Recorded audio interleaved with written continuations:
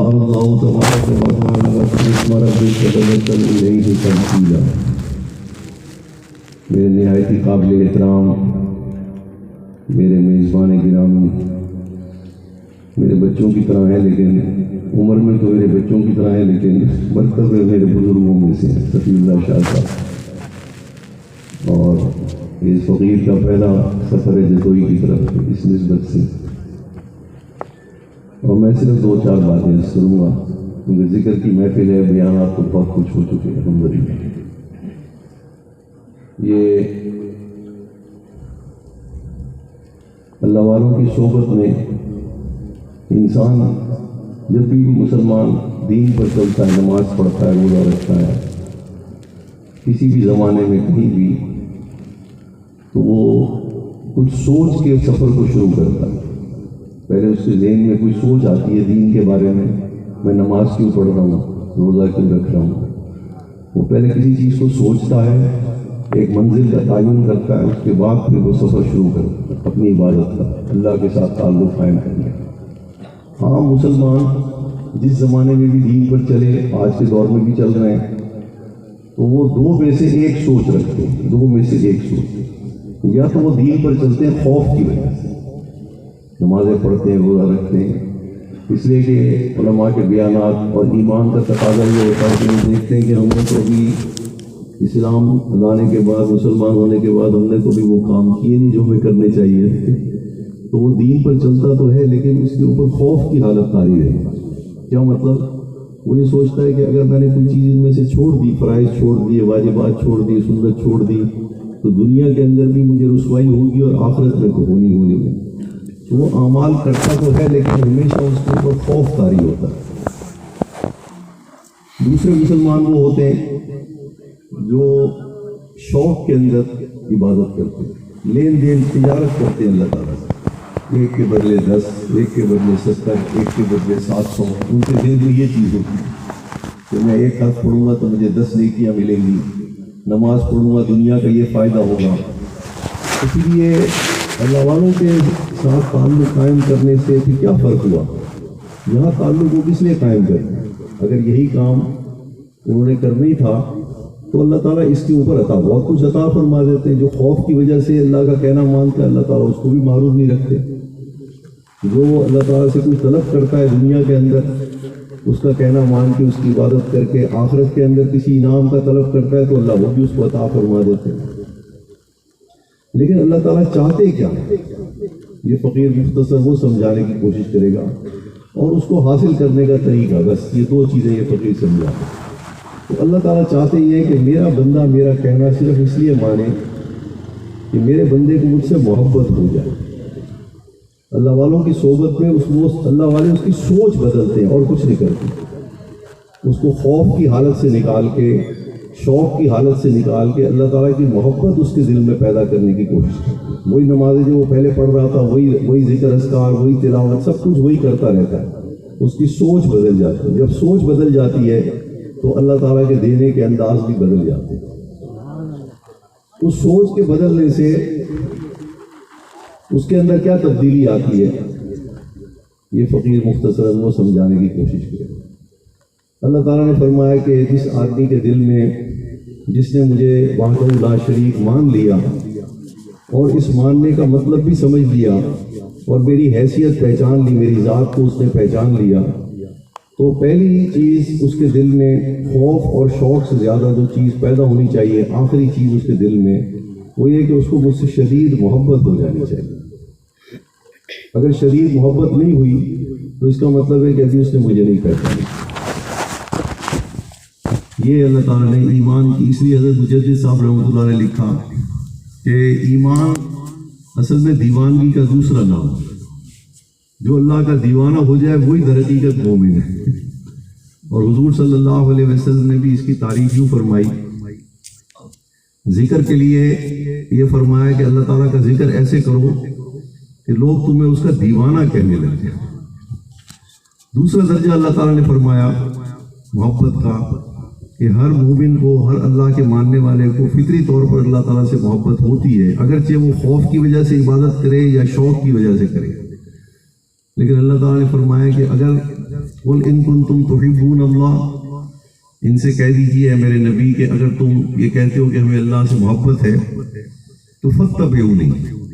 اللہ والے اس کا مطلب یہ لیتے ہیں کہ حضور صلی اللہ علیہ وسلم اہل ایمان کو یہ فرما رہے ہیں کہ تم اللہ تعالیٰ سے محبت کرتے ہو تو کرتے ہیں، تو فاتبعونی کا مطلب یہ آؤ میں تم سے سکھاؤں اللہ تعالیٰ سے محبت کیسے کی جاتی ہے، میرے پیچھے چلو، میرا کہنا مانو، میں جو کام بھی کر رہا ہوں وہ اللہ تعالیٰ سے محبت کا طریقہ سکھانے کے لیے کر رہا ہوں، چاہے وہ مسواک ہو، چاہے وہ داڑھی ہو، چاہے وہ سر ڈھانپنا ہو، چاہے وہ ٹخنے ننگے رکھنے ہوں، یہ اصل میں اللہ تعالیٰ سے محبت کرنے کے سارے طریقے ہیں۔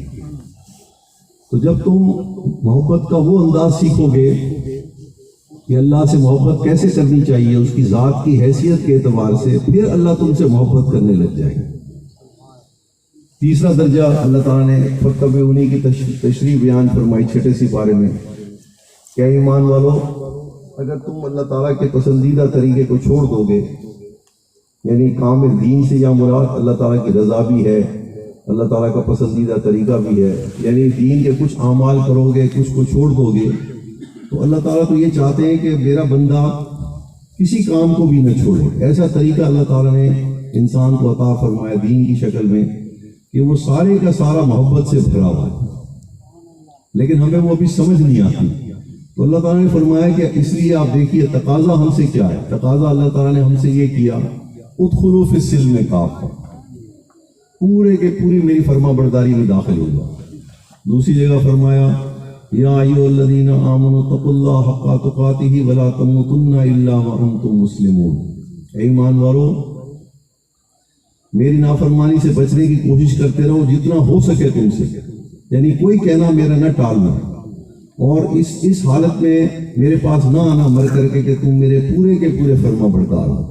تو بظاہر تو یہ لگتا ہے کہ یہ زبردستی کا حکم دیا جا رہا ہے، زبردستی کہنا منوایا جا رہا ہے، یہاں تو ایسے لگتا ہے، لیکن اصل بات یہ ہے جب اللہ سے محبت ہو جاتی ہے آدمی کو تو پھر اس کو سمجھ میں آتی ہے کہ نماز بھی اللہ تعالیٰ سے محبت کرنے کا ایک طریقہ اور اظہار ہے، روزہ بھی اللہ تعالیٰ سے محبت کرنے کا ایک انداز ہے، حج بھی اللہ تعالیٰ سے محبت کرنے کا ایک طریقہ ہے، ذکر اور تلاوت بھی اللہ تعالیٰ سے محبت کرنے کا ایک طریقہ ہے۔ تو اللہ تعالیٰ نے یہ اس کو سمجھانے کے لیے کہ اللہ نے نماز ہم پر فرض کی، فاتبعونی کا مطلب ہے کہ حضور صلی اللہ علیہ وسلم فرما رہے ہیں کہ اللہ سے محبت ہے تمہیں، آؤ میں تمہیں طریقہ سکھاؤں اللہ سے محبت کرنی کیسے۔ ایک نماز کو لے لیجئے، حضور صلی اللہ علیہ وسلم جب نماز کے لیے کھڑے ہوتے تھے تو یہ نماز کیا چیز ہے اس کو سمجھنے کے لیے انسانوں کی محبت کو سامنے رکھیے۔ انسانوں کے اندر 2 رشتے ایسے ہیں جو انسان کو اللہ تعالیٰ کی محبت کا طریقہ سمجھا دیتے ہیں کہ اللہ تعالیٰ نے یہ سارا دین جو ہمیں عطا کیا ہے اس کا ہر انداز اصل میں اللہ تعالیٰ سے محبت کا طریقہ ہے اور کچھ بھی نہیں ہے۔ ایک رشتہ ماں کا دیکھیے، ماں کا بچہ گھر سے باہر نکل گیا، اسکول گیا، کسی دوسرے شہر میں گیا کام کرنے کے لیے، اب ماں جو ہے وہ اپنے گھر کے کام بھی کر رہی ہے، برتن بھی دھو رہی ہے، کپڑے بھی دھو رہی ہے، صفائی بھی کر رہی ہے، لیکن اس کی سوچ کہاں پھر رہی ہے، سوچ اس ماں کی کہاں ہے۔ اور اگر اس کا شوہر اس کا لڑکے کا باپ بھی اگر گھر میں ہوگا تو اس کو کوئی نہ کوئی اپنا حال بانٹنے والا تو چاہیے اس رشتے کو، تو وہ کبھی بار بار تذکرہ کرے گی پتہ نہیں اس وقت میرا بیٹا کیا کر رہا ہوگا، پتہ نہیں اس وقت میرا بیٹا کیا کر رہا ہوگا۔ تو باپ جو ہے آخر تنگ آ کر کے اس سے کہتا ہے بھائی وہ روزانہ جاتا ہے، ٹھیک ہی ہوگا، کبھی واپس آنے والا ہوگا۔ لیکن ماں جو ہے اس کا انداز ہمیں یہ بتا رہا ہوتا ہے کہ ماں بے شک کام میں تو مشغول ہے گھر کے، لیکن اس کی سوچ کہاں ہے، اس کی سوچ بیٹے کا پیچھا کر رہی ہے۔ اور وجہ کیا ہے، خوف یا شوق؟ محبت۔ تو اللہ تعالیٰ نے اس لیے حضور صلی اللہ علیہ وسلم نے صحابہ سے فرمایا کہ اللہ کا ذکر ایسے کرو کہ لوگ تمہیں کیا کہیں، اس کا دیوانہ۔ جیسے ماں اپنے بچے کو ہر وقت اس کی یاد میں پھرتی رہتی ہے جب وہ اس سے دور ہوتا ہے، تو ذکر کے لیے حضور صلی اللہ علیہ وسلم ہمیں کیا سمجھا رہے ہیں کہ جس کو اللہ تعالیٰ سے محبت ہو جائے پھر وہ اس کو ایسے یاد کرے جیسے دیوانہ یاد کرتا ہے اپنے محبوب۔ حضرت علی رضی اللہ تعالیٰ نے فرمایا نماز کیا چیز ہے۔ بیٹا گھر میں واپس آیا، تو اب اگر تو کچھ عرصے کے بعد واپس آتا ہے تو ماں اور بیٹے کی ملاقات کو ذرا سامنے رکھیے. ماں اپنے سارے کام چھوڑ کر کے اس کو ساتھ بٹھا لیتی ہے اور اس کو اپنا حال دینا شروع کر دیتی ہے. میں نے یہ کیا یہ کیا یہ کیا، تم تو یہاں نہیں تھے، میں نے تمہارے پیچھے یہ کام بھی کیا یہ کام بھی کیا. پھر اس سے بھی پوچھتی رہتی ہے تم نے کیا کیا، تم کہاں رہے بتاؤ مجھے. یہ حال لینا دینا ہوتا ہے کہ نہیں اس رشتے کے اندر؟ تو سبب کیا ہوتا ہے بھائی؟ محبت. نماز کیا چیز ہے؟ حضرت علی رضی اللہ تعالیٰ نے فرمایا کہ جب کسی بندے کا دل چاہے کہ اللہ تعالیٰ سے اللہ سے باتیں کرے تو اس کو چاہیے کہ نماز کی نیت کر کے کھڑا ہو جائے. اور جب کسی آدمی کا جی چاہے کہ اللہ تعالیٰ اس سے باتیں کریں تو اس کو چاہیے کہ اللہ کا کلام پڑھنا شروع کرے. تو نماز کے اندر یہ دونوں چیزیں جمع ہو جاتی ہیں. قیام کی حالت میں ہم اللہ تعالیٰ کی باتیں سنتے ہیں، رکوع سجود اور اتحیات کے اندر ہم اپنی باتیں اللہ تعالیٰ کو سناتے ہیں. بیٹا بیمار ہو گیا، ہسپتال میں داخل ہو گیا، ایکسیڈنٹ ہو گیا. اب ماں جو ہے وہ ایک ٹانگ کے اوپر کھڑی ہے، اس کو کوئی کھانے پینے کا ہوش رہتا ہے؟ وجہ کیا ہے بھائی؟ روزہ کیا چیز ہے؟ روزے کے بارے میں اللہ تعالیٰ نے کیا فرمایا؟ روزہ کس کے لیے؟ بھوکا پیاسا کیوں رکھا ہے تم کو؟ حدیث کے کیا الفاظ ہیں؟ روزہ کس کے لیے؟ میرے لیے. اپنی طرف نسبت کر رہے ہیں بھوک پیاس کی کہ اگر مجھ سے محبت ہے تو تھوڑی دیر کے لیے بھوک پیاس برداشت کرنا یہ محبت کی وجہ سے. اس لیے حضرت علی رضی اللہ تعالیٰ نے فرمایا کہ اللہ تعالیٰ بندے کو وہ روزہ، اللہ کو وہ روزہ سب سے زیادہ اچھا لگتا ہے بندے کی طرف سے جو اس کی خاطر، اس کی ذات کی خاطر گرمی کے اندر روزہ برداشت کرے، بھوک اور پیاس. پھر بیٹے کو اللہ تعالیٰ نے مال دے دیا، اس نے اپنا گھر بنوایا اور ماں کو بھی بلوایا. اب ماں جب اپنے بیٹے کے گھر جائے گی پہلی دفعہ تو ماں کی کیا حالت ہوگی بھائی؟ ایک ایک کمرے میں گھومے گی کہ نہیں؟ بیٹے سے باتیں بھی کرتی رہے گی، باتھ روم بھی دیکھے گی، جا کے اس کا وہ لاؤنج بھی دیکھے گی، چھت پہ بھی چڑھ جائے گی. حج کیا چیز ہے؟ حج کیا چیز ہے؟ کوئی حالت دیکھی آپ نے اس کی؟ ایک اللہ والے تھے، وہ حج کے لیے گئے تو واپس آئے، لوگوں نے پوچھا کہ آپ کا حج کیسے ہے؟ کیونکہ حج اللہ تعالیٰ کے گھر کی زیارت کا نام ہے. انہوں نے پوچھا کہ حج تو بہت اچھا رہا مگر اس دفعہ صرف گھر نظر آیا، گھر والا کہیں نظر نہیں آیا. دوسری دفعہ حج کے لیے تشریف لے گئے تو فرمایا کہ اب آپ کا حج کیسے رہا؟ فرمایا اب اللہ تعالیٰ نے مہربانی فرمائی، اس دفعہ گھر بھی دیکھا اور گھر والا بھی دیکھا. تیسری دفعہ جب حج کے لیے گئے تو فرمایا کہ اب اللہ نے بہت زیادہ مہربانی کی، اب صرف گھر والا نظر آیا، گھر کہیں نظر نہیں آیا.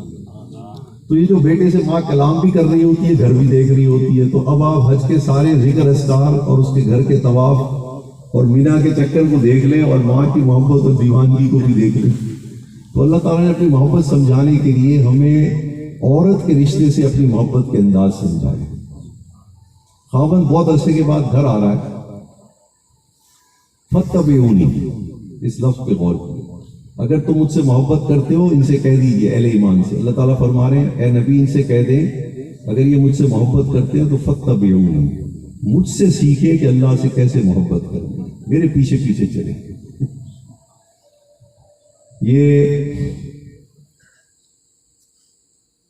جو بات فقیر، تو یہ ذکر اذکار جو ہے اسی طرح تلاوت ہے، اسی طریقے سے قتال فی سبیل اللہ. میں اس کا رہا تھا کہ بیوی، جب آدمی گھر سے بہت عرصے کے بعد گھر سے واپس آتا ہے تو جو بیوی بہت نیک اور صالح ہوتی ہے وہ اپنے شوہر کے لیے استقبال کیسے کرتی ہے؟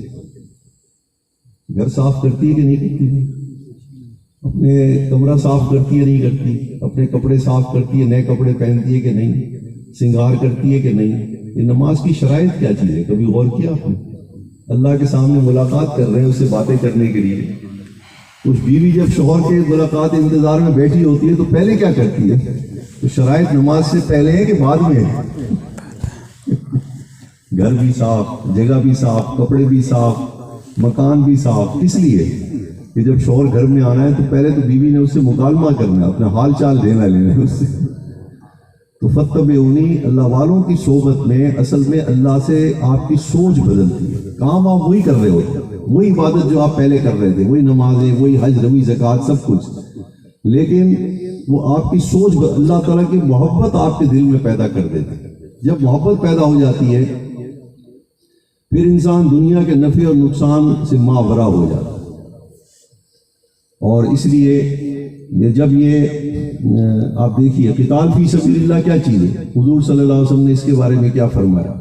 یہ ثواب کے درجے نہیں، بخاری شریف کے اندر حدیث آتی ہے کہ حضور صلی اللہ علیہ وسلم فرمایا کہ میں اس بات سے سب سے زیادہ محبت رکھتا ہوں کہ اس کے راستے میں قتل کیا جاؤں، پھر زندہ کیا جاؤں، پھر قتل کیا جاؤں، پھر زندہ کیا جاؤں، پھر قتل کیا جاؤں، پھر زندہ کیا جاؤں. آپ کو مقام شہادت کی ضرورت تھی وہی مقام شہادت تو آپ کے وسیلے سے ملا ہے. اور یہ 3 دفعہ یہ الفاظ کہنے کہ میں محبت رکھتا ہوں اس بات کو، دوست رکھتا ہوں اس بات کو کہ اللہ کے راستے میں قتل کیا جاؤں. پھر حضرت حمزہ شہید ہوئے حضور صلی اللہ علیہ وسلم کے چچا رضی اللہ تعالیٰ عنہ، تو ان کی لاش کا مسئلہ کیا گیا تھا، ناک کاٹ دیا گیا، کان کاٹ دیے گئے تھے، لاش پہچانی نہیں جاتی تھی. تو حضور صلی اللہ علیہ وسلم کو جب پہنچ گئے وہاں پہ تو بڑے آبدیدہ ہوئے، بڑا غم ہوا آپ کو. لیکن وہاں آپ نے ایک عجیب جملہ فرمایا.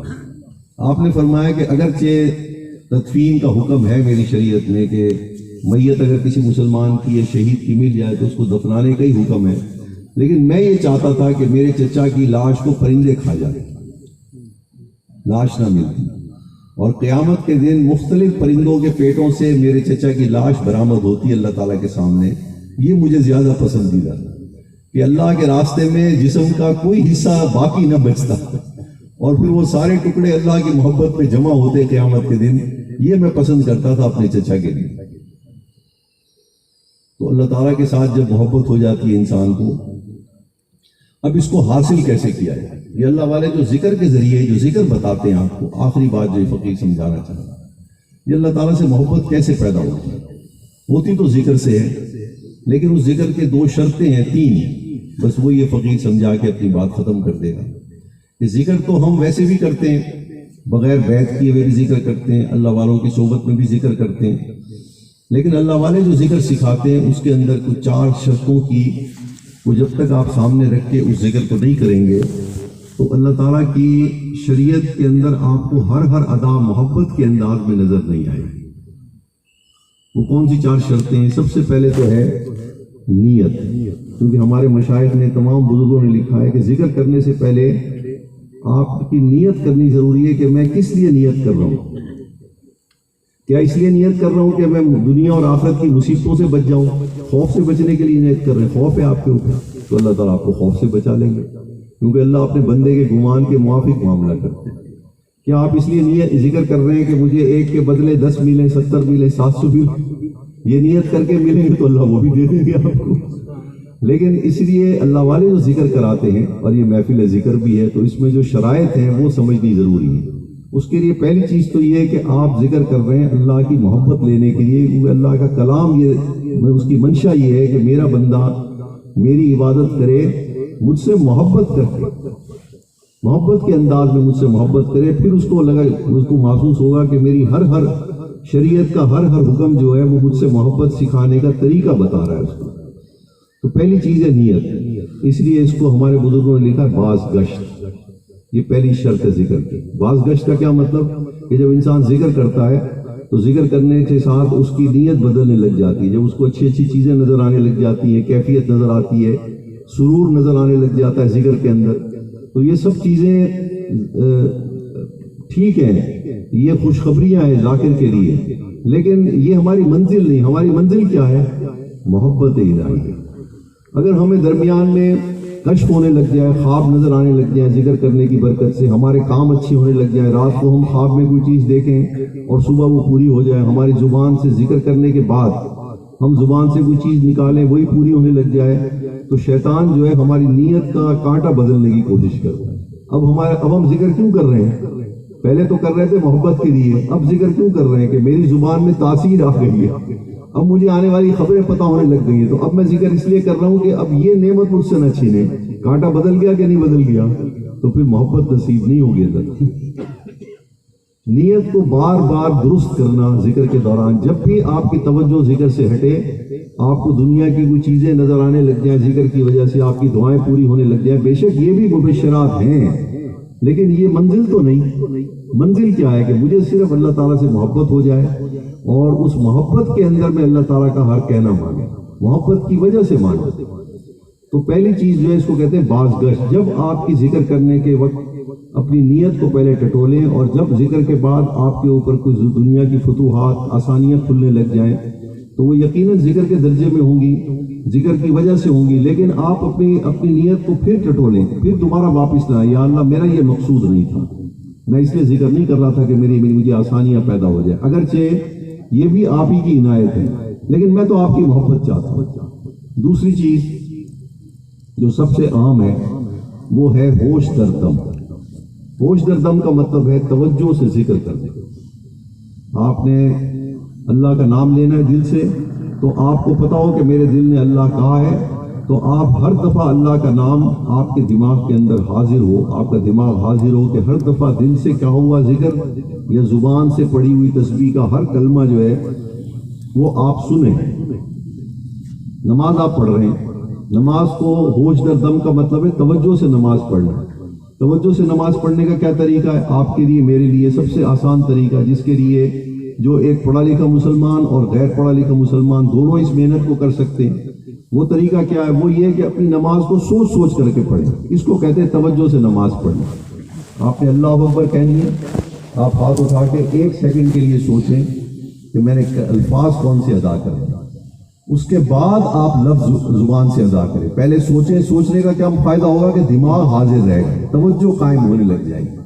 آپ نے ہاتھ باندھ لی، اب آپ نے پڑھنا ہے سبحانک اللہ، ایسے نہ پڑھیں، پہلے سوچیں کہ کون سا لفظ میں نے پڑھنا تھا، پھر سبحان. اور نیت کیا رکھیں کہ یہ میں نماز کیوں پڑھ رہا ہوں توجہ سے، کہ اس توجہ کی برکت سے مجھے نماز اللہ تعالیٰ کی محبت کے انداز سمجھا دے.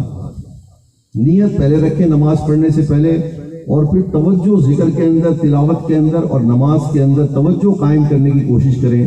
اس کو کہتے ہیں ہوش در دم. اور یہ ہماری بنیاد ہے تمام اللہ والوں کی. یہ ہوش در دم جو ہے یعنی توجہ کے ساتھ ذکر کرنا. اس لیے اللہ تعالیٰ نے فرمایا وَاذْكُرِ اسْمَ رَبِّكَ وَتَبَتَّلْ إِلَيْهِ تَبْتِيلًا. اپنے پروردگار کا نام لے تبتل کی حالت میں. تبتل کا مطلب ہے کہ ذکر اس طریقے، اس حالت میں ذکر کرو کہ اللہ کے سوا تمہیں اپنے وجود کا ہوش بھی نہ رہے، تمہیں یہ بھی احساس نہ ہو کہ تم بھی موجود ہو. اس حالت میں اللہ تعالیٰ کے نام کے اندر ایسے ڈوب جاؤ، اتنی توجہ کے ساتھ اللہ کا نام لو کہ اور کوئی چیز، نہ کائنات کی کوئی چیز یاد رہے، نہ اپنا وجود یاد رہے. یہ تبتل. اس کے لیے ہمارے مشائخ نے ایک اصطلاح استعمال کی ہے جس کو کہتے ہیں ہوش در دم. اس کا آسان ترجمہ ہے توجہ سے ذکر کرنا، توجہ سے تلاوت کرنی، توجہ سے نماز پڑھنی. اس کا طریقہ یہ سمجھا رہا ہے فقیر، اور یہ بہت آسان ہے. آپ نے تلاوت کرنی ہے، الحمدللہ رب العالمین پڑھ رہے ہیں، تو آپ ایک ایک لفظ کو جو آپ پڑھ رہے ہیں، آپ کی زبان، آپ کے کان اس کو سنیں. اگر آپ کے کانوں نے وہ کوئی لفظ نہیں سنا، زبان نے ادا کر لیا، آپ واپس پلٹ کے اس کو دوبارہ سے پڑھیں. اس سے توجہ قائم ہونے لگ جائے گی. نماز کے اندر بھی میں نے آپ سے کہا اللہ اکبر کہنے سے، زبان سے لفظ کہنے سے پہلے 1 سیکنڈ کے لیے سوچیں کہ میں نے کیا کہنا ہے، پھر وہ لفظ ادا کریں سبحانک اللہ. سلام پھیرنے تک آپ 2 نفل اس طرح سے اس فقیر کے کہنے پر پڑھ لیں. میں قسم کھا کے کہتا ہوں، آپ کو ایسا لگے گا کہ آپ نے پہلی دفعہ زندگی میں نماز پڑھی. آپ کو 15 منٹ لگ جائیں گے شاید اس طرح کے سوچ سوچ کے نماز پڑھنے، لیکن اس وقت آپ کو پتہ لگے گا کہ آپ نے اللہ کے سامنے کھڑے ہونے کی لیے تھوڑی سی فکر کی، تو اللہ تعالیٰ کی طرف سے جو تجلی اور رحمت آئے گی جواب میں، وہ آپ کو اسی وقت نقد محسوس ہوگی. آپ کو پتہ لگے گا کہ اللہ تعالیٰ سے آپ نے جو گفتگو کی تھی تو اللہ نے بھی آپ سے گفتگو کی ہے. اس گفتگو کا اثر آپ کو محسوس ہوگا. تلاوت بھی اسی طرح سے کریں. آپ نے قرآن مجید کی تلاوت کر رہے ہیں، آپ ایک رکوع سن کر کے پڑھیں، اپنے کانوں سے وہ رکوع سنیں. میں نے کون سا لفظ میری زبان نے ادا کیا. بس اس محنت کے لیے کوئی عالم ہونا ضروری نہیں ہے. یہ تو غیر عالم بھی تلاوت کر سکتا ہے جس کو قرآن پڑھنا آتا.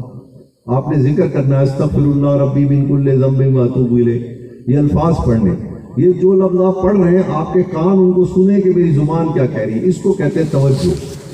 اس کو کہتے ہیں ہماری زبان میں ہوش در دم. جب آپ ہوش کے ساتھ توجہ کے ساتھ اللہ کا ذکر تلاوت اور نماز پڑھیں گے تو اس کا اثر آپ کے اوپر ظاہر ہونے لگ جائے گا. وہ آپ کا تزکیہ کرے گا, آپ کے باطن سے اللہ کی محبت کے علاوہ ہر چیز نکالنے لگ جائے گا, اور آپ کے باطن میں آپ کو محسوس ہونے لگ جائے گا کہ یہ توجہ کس چیز کو ہوتی ہے. توجہ سمجھانے کے لیے میں آپ کو ایک اور آسان مثال دے دیتا ہوں. توجہ کا لفظ نکلا ہے وجہ سے, چہرے سے. دو مسلمان آپس میں ملے, توجہ کا اثر میں آپ کو بتانا چاہ رہا ہوں کہ بندے اور اللہ کے درمیان جب بندہ توجہ سے ذکر کرتا ہے, توجہ سے نماز پڑھتا ہے, توجہ سے تلاوت کرتا ہے, تو اللہ تعالیٰ کی محبت اور رحمت کیسے اس کی طرف آتی ہے, اس کو میں آسان لفظوں میں آپ کو سمجھانے کی کوشش کرتا ہوں. توجہ کا لفظ نکلا ہے عربی میں وجہ سے, چہرے سے.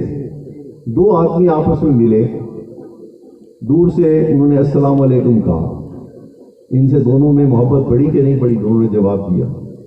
پھر وہ دونوں قریب ہوئے, انہوں نے اور محبت کا اظہار کیا. ایک نے ہاتھ آگے بڑھایا, دوسرے نے بھی ہاتھ آگے بڑھایا. اس سے پہلے کے مقابلے میں محبت بڑی کہ نہیں بڑی؟ اب اس میں ایک آدمی نے ہاتھ ملاتے وقت تو دوسرے آدمی کے چہرے کی طرف دیکھا, اور دوسرے آدمی نے اپنا منہ ادھر پھیرا ہوا تھا. ہاتھ تو وہ ملا رہا تھا اس نے کون سی چیز پھیری؟ اپنی چہرہ پھیرا. ہاتھ ملانے والے کی محبت فوراً کم ہو گئی کہ نہیں ہوئی؟ وہ تو آیا تھا محبت سے, لیکن چہرہ پھیرنے سے کیا فرق پڑا؟ صرف چہرہ پھیرنے سے. حالانکہ ہاتھ تو اس نے بھی آگے بڑھائے, سلام کا جواب تو اس نے بھی دیا, لیکن چہرہ پھیرنے کی وجہ سے وہ ملنے والی کی سارا جوش اور محبت ختم ہو گئی. صرف چہرہ پھیرنے. اسی کو تو توجہ سے جب ہم نماز نہیں پڑھیں گے, یعنی گویا ہم نے اپنا چہرہ نماز میں اللہ تعالیٰ سے پھیر لیا, یوں سمجھیں. ہم نے ذکر کے دوران اپنا چہرہ اللہ تعالیٰ سے پھیر لیا. یہ ہے توجہ کا. جیسے ہم انسانوں سے اپنا چہرہ پھیر لیں ملاقات کے وقت, تو دوسرے آدمی کے دل میں فوراً محبت نیچے چلی جاتی ہے. اگرچہ وہ کہتا ہے کہ اس نے ہاتھ میرا ملایا, اس نے میرے سلام کا جواب بھی دیا, لیکن اس نے میری محبت کا جواب ایسے نہیں دیا جیسے میں چاہتا تھا. صرف چہرہ پھیرنے سے فرق پڑا کہ نہیں پڑا؟ تو اس چہرے کی کوئی تو توجہ کہتے ہیں عربی میں. یہ توجہ وجہ سے نکلا ہے, چہرے سے نکلا ہے. جب آپ عام انسان سے ملتے ہوئے چہرہ پھیریں تو محبت میں کمی آ جاتی ہے. تو اللہ تعالیٰ کا اللہ کلام پڑھ رہے ہیں آپ, جب آپ اللہ کا کلام پڑھ رہے ہیں تو آپ کلام پڑھ رہے ہیں یا اللہ آپ سے باتیں کر رہا ہے؟ حقیقت میں کیا ہو رہا ہے؟ جب آپ قرآن پڑھ رہے ہیں تو آپ تو قرآن آپ پڑھ رہے ہیں نا, لیکن حقیقت میں آپ سے کون باتیں کر رہا ہے؟ تو اب اگر آپ ایسی سمجھیں کہ وہ آپ سے باتیں کر رہا ہے اور آپ کا چہرہ ایسے ہے, اثر آئے گا اس کا؟ آپ اس کا ذکر کر رہے ہیں, نام لے رہے ہیں اس کا, لیکن آپ نے چہرہ ایسے کیا ہوا ہے جیسے آپ کسی آدمی کو بلا رہے ہوں اور چہرہ وہ کھڑا ہوا تو وہاں ہو, لیکن آپ چہرہ ادھر کر کے کھڑے ہوں. فرق پڑے گا کہ نہیں؟ ہمارے ذکر میں اس وجہ سے اثر نہیں ہے, صرف توجہ کی وجہ سے, توجہ نہ ہونے کی وجہ سے. اور توجہ قائم کرنا بہت آسان ہے, میں نے اس کا طریقہ بتا دیا. تو نماز میں بھی توجہ قائم ہوگی, تلاوت بھی قائم ہوگی اپنے ذکر کو سننے سے. کانوں کو حاضر رکھیں. تو آپ 2 رکعت ایسی پڑھیں, صرف نفل 2 رکعت, 15 منٹ لگیں گے آپ کو شاید پہلی دفعہ 2 رکعت اس طرح پڑھنے, سوچ کے, لیکن آپ کو لگے گا کہ آپ نے نماز پڑھی ہی پہلی دفعہ ہے. کیوں کہ جب آپ اتنی توجہ سے پڑھیں گے, اللہ کے کلام کو سن رہے ہوں گے نا کہ اللہ کیا کہہ رہا ہے مجھ سے سورہ فاتحہ میں, تو اللہ آپ سے باتیں کر رہے ہیں, تو آپ اس کی باتوں کو سنیں گے, اسی کو توجہ کہتے ہیں. تو آپ دیکھیں کہ وہ جب آپ توجہ کریں گے اس کی طرف وہ کیا بول رہا ہے, تو دیکھیں کہ اللہ تعالیٰ اس کا جواب کیسے دیتے. اسی نماز میں آپ کو اس کا اثر محسوس ہونے لگ جائے. اور جب آپ رکوع کے اندر اللہ سے باتیں کر رہے ہیں, اس کی تسبیح پڑھ رہے ہیں, اور سجدے میں اس کی تسبیح پڑھ رہے ہیں, تو آپ کو لگے گا کہ وہ سن رہا ہے.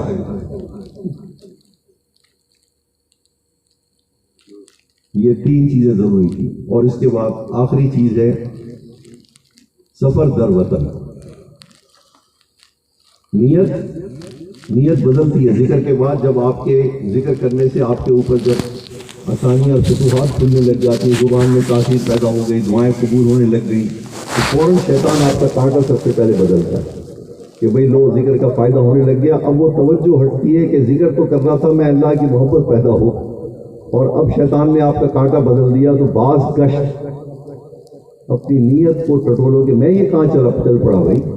ٹھیک ہے، دعائیں تو اللہ کافر کی بھی سنتا ہے کہ نہیں سنتا؟ تو اگر میری سننے لگ گیا ہے تو اس کا کام سننا ہے میرا. یہ میں اس لیے تھوڑی ذکر کر رہا ہوں کہ وہ میری دعائیں سنتا رہے صرف. یہ اس کا یہ تو اس کی ذات کی عنایت ہے کہ وہ ہر ایک کی سنتا ہے. لیکن میں اس لیے ذکر نہیں کر رہا، میں تو ذکر کر رہا ہوں کہ مجھے اللہ سے شدید محبت ہو جائے.